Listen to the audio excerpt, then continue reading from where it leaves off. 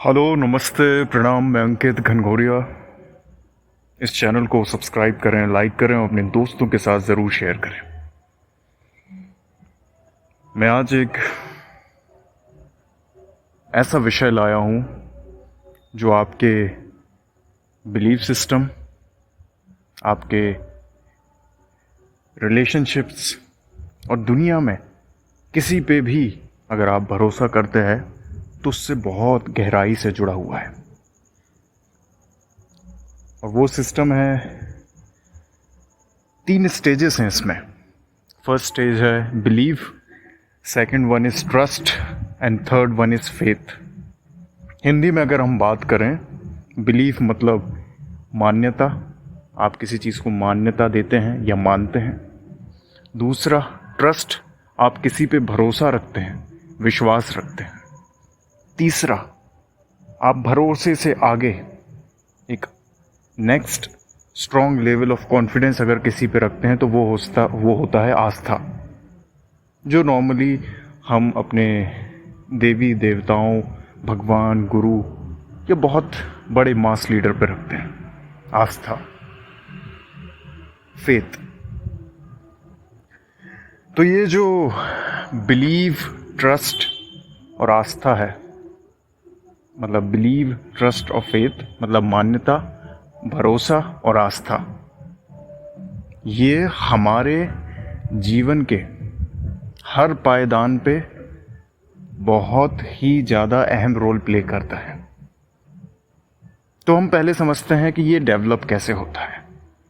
जब किसी चीज़, किसी व्यक्ति या फिर किसी इंस्टीट्यूशन या किसी कहानी के बारे में हमारे पास बहुत सारी इन्फॉर्मेशन आती है और उसको large number of people validate करते हैं, सही ठहराते हैं, उसमें अपना अप्रूवल देते हैं या वो भी उस चीज़ पे भरोसा रखते हैं, तब हम उस चीज़ पे भरोसा करने लगते हैं, मानने लगते हैं, उसको एक हम मान्यता देते हैं।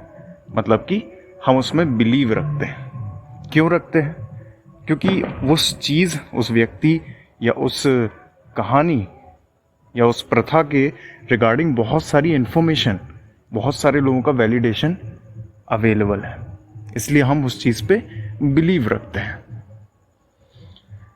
जब हम उस चीज़ पे बिलीव रखते हैं और जिस कारण हम उस चीज़ पे बिलीव रखते हैं या उस चीज़ को मानते हैं, जब वो सच में कोई कर्म करती है या वो कोई रिजल्ट देती है या सही परिणाम देती है, तो वो जो कर्म करना मतलब वो एक्शन, वो जो रिजल्ट देना, राइट कॉन्सिक्वेंसेस क्रिएट करना, जिस चीज़ पे आप बिलीव रख रहे हैं, वो एक ट्रस्ट पैदा करती है आपके अंदर। पहले तो आप उसको मान रहे थे, लेकिन आप जिस चीज़ को, जिस कारण से मान रहे थे, वो कारण सच में क्रिया के रूप में, कर्म के रूप में, रिजल्ट के तौर पे अगर आपको दिखने लगे तो आप उस पर ट्रस्ट करते हैं, भरोसा करने लगते हैं।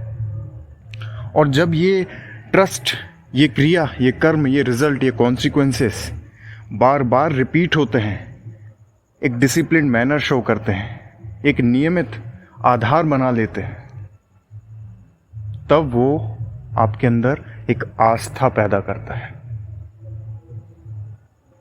आस्था आपको डिवोटी बना देता है। तो इस प्रकार से ये 3 लेवल काम करते हैं, बिलीव, ट्रस्ट और फेथ। आप हर जगह इसको देख सकते हैं। किसी कोचिंग इंस्टीट्यूट में जाते हैं आप, लोगों के कहने, उनकी जानकारी और आसपास फैली मार्केटिंग, ब्रांडिंग के कारण आप उसमें एक बिलीव करते हैं। ठीक, बिलीव करते हैं, आप खुद उसमें ज्वाइन करते हैं एज अ स्टूडेंट।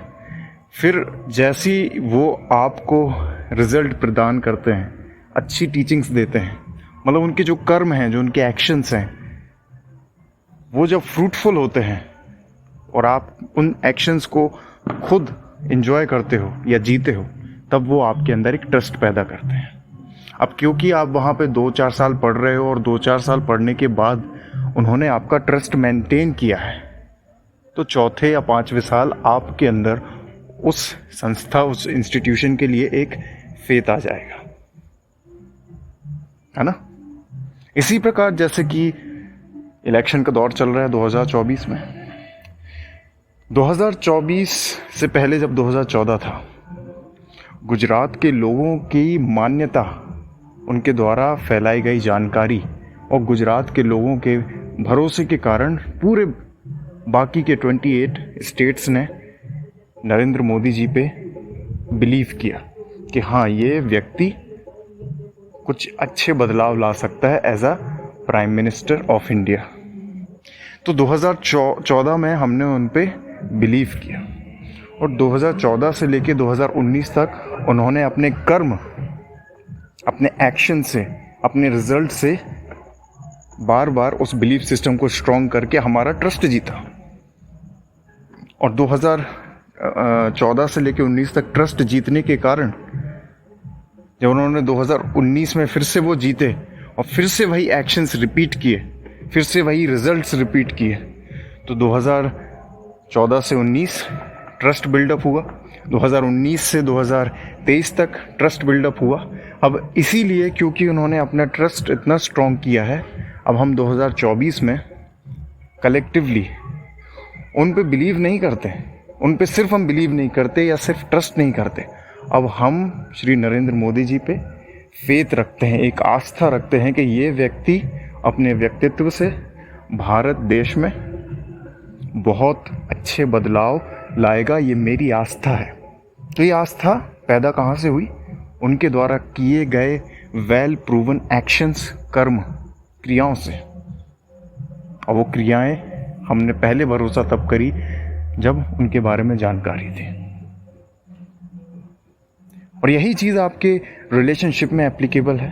आप किसी से मिलेंगे, कुछ आसपास के लोगों से सुनने के बाद आप उन पर बिलीव करते हैं, फिर उनके एक्शंस के बाद ट्रस्ट करते हैं। जब वो एक्शंस बार बार रिपीट होते हैं तो आप उन पर आस्था रखने लगते हैं, फेथ रखने लगते हैं। इसी प्रकार आपके गुरुजी होते हैं, आपके स्पिरिचुअल टीचर्स होते हैं।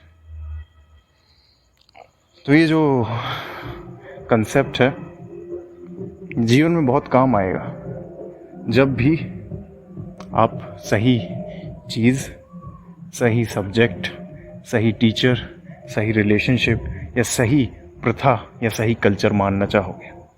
आप इन चीज़ों को देख सकते हैं। उम्मीद है मैंने कुछ सिखाने की कोशिश की और आप सीखे होंगे। थैंक यू, धन्यवाद।